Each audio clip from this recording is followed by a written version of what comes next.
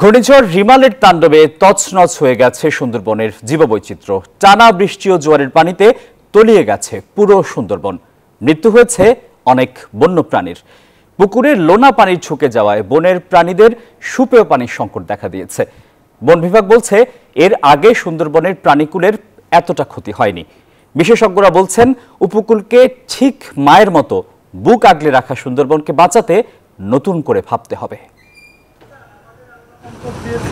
বঙ্গোপসাগরে বিভিন্ন সময়ে জন্ম নেয়া ঝড় সাইক্লোনে স্থলভাগের ক্ষয়ক্ষতি ও প্রাণহানি ঠেকাতে বরাবরই ঢাল হয়ে দাঁড়িয়েছে বিশ্ব ঐতিহ্যের সুন্দরবন। ঘূর্ণিঝড় রিমালের তাণ্ডব থেকে খুলনা অঞ্চলের বড় ধরনের ক্ষয়ক্ষতি কমিয়েছে। বাংলাদেশ অংশে ৬,০০০-এর বেশি বর্গ কিলোমিটার এলাকা জুড়ে দাঁড়িয়ে থাকা এই ম্যানগ্রোভ বনাঞ্চল। তবে এমনটি করতে গিয়ে সুন্দরবন এখন বিপর্যস্ত।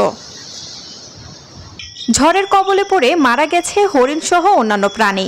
২ দিনে ৯টি মৃত হরিণ উদ্ধার করেছে বন বিভাগ। এছাড়া আহত অবস্থায় আরও ১৩টি হরিণ উদ্ধারে চিকিৎসা দিয়ে বনে অবমুক্ত করা হয়েছে। এটা হচ্ছে অ্যাডাপ্টেশন, ওরা নিজেরা টিকে থাকতে পারে।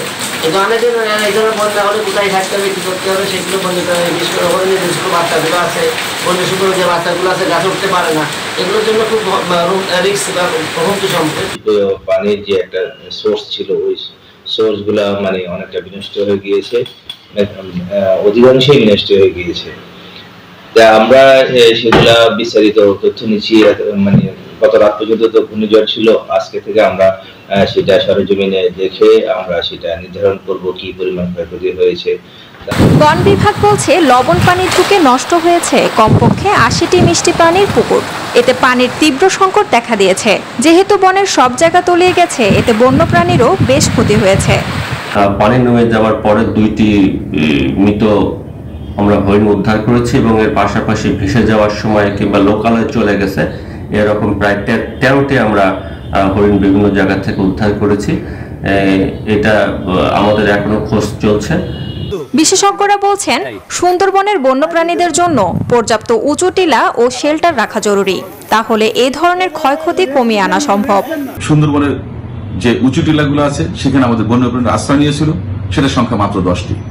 ৬,০০০ বর্গ কিলোমিটারের সুন্দরবনের জন্য এটা খুবই অপ্রতুল। আমরা সরকারকে অনুরোধ করব অনতিবিলম্বে ২০০ উঁচু টিলা তৈরি করার জন্য এবং বাঘ হরিণকে বাঁচানোর জন্য যে প্রকল্পগুলো আছে সেগুলোকে অর্থ মন্ত্রণালয় থেকে ছাড় দিয়ে সুন্দরবন সুরক্ষায় এগিয়ে আসার জন্য। মিঠা পানির পুকুরের পাড়ও অনেক উঁচু করার পরামর্শ দিয়েছেন এই বিশেষজ্ঞ, যাতে বন্যার পানি সেখানে প্রবেশ করতে না পারে। Desk report, news 24।